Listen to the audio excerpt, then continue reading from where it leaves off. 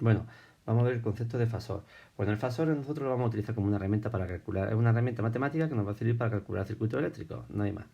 Matemáticamente, si me lo permiten los matemáticos, es un vector de rotación que representa números complejos. Los números complejos es algo que deberíais de ya haber dado en matemáticas, que seguramente habéis dado.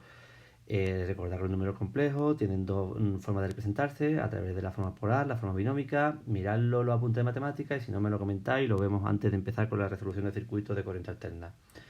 En cualquier circuito de corriente alterna necesitamos saber la magnitud que hay en cualquier punto, ¿no? Eso es importantísimo. Y el desfase que hay entre las diferentes ondas que intervienen en el circuito eléctrico.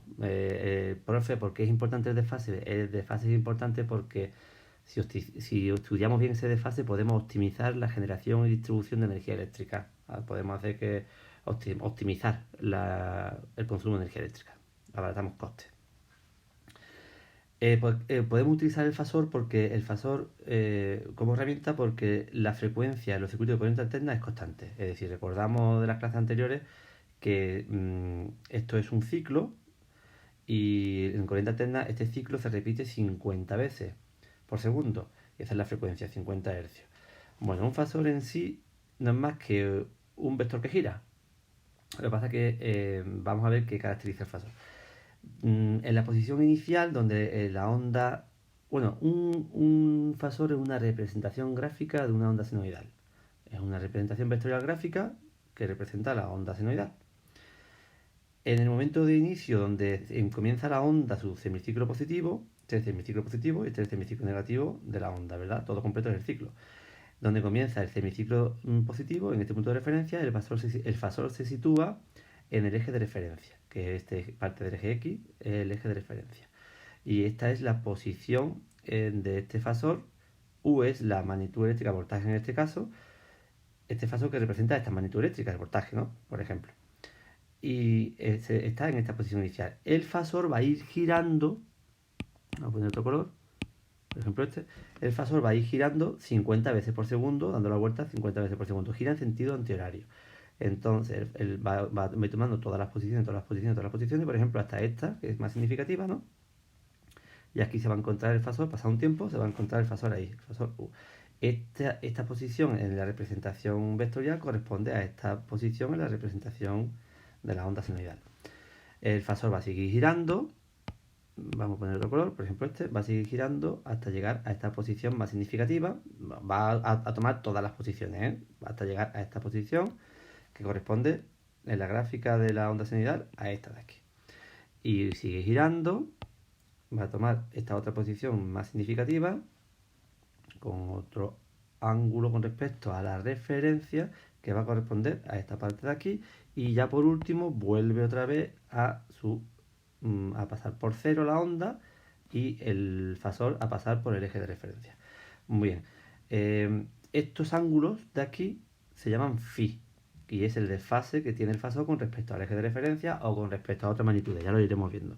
Entonces, el concepto es un vector que va girando 50 veces por segundo y cada giro va girando 50 veces por segundo y cada giro corresponde a un ciclo.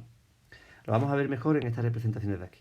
En el primer caso teníamos que la tensión y la intensidad estaban en fase, pues se representa con dos fasores, que representan a las dos magnitudes eléctricas, tensión e intensidad.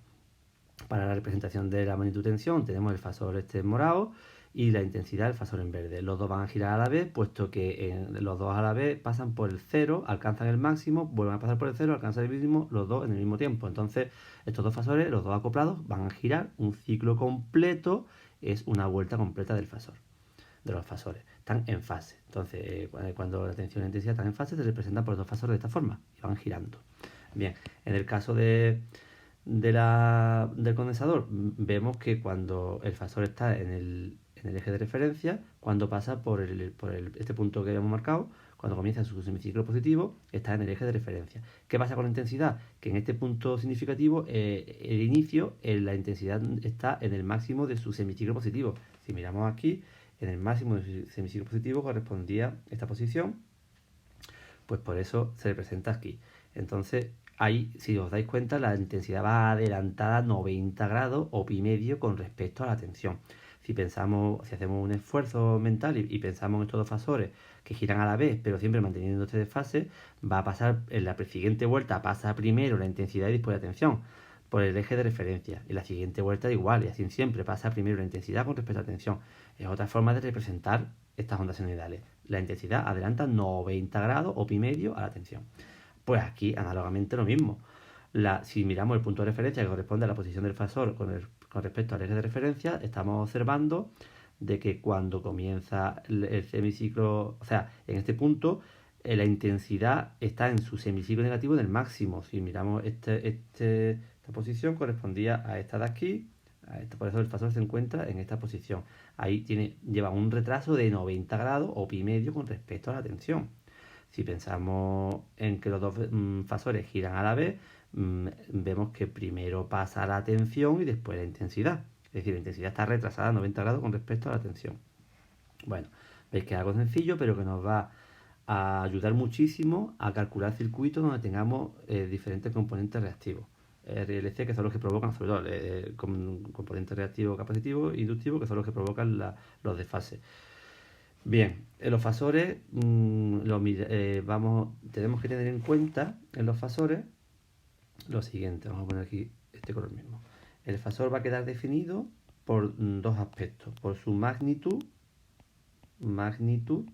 o su distancia o lo que mide, y su desfase con respecto a una referencia, su desfase.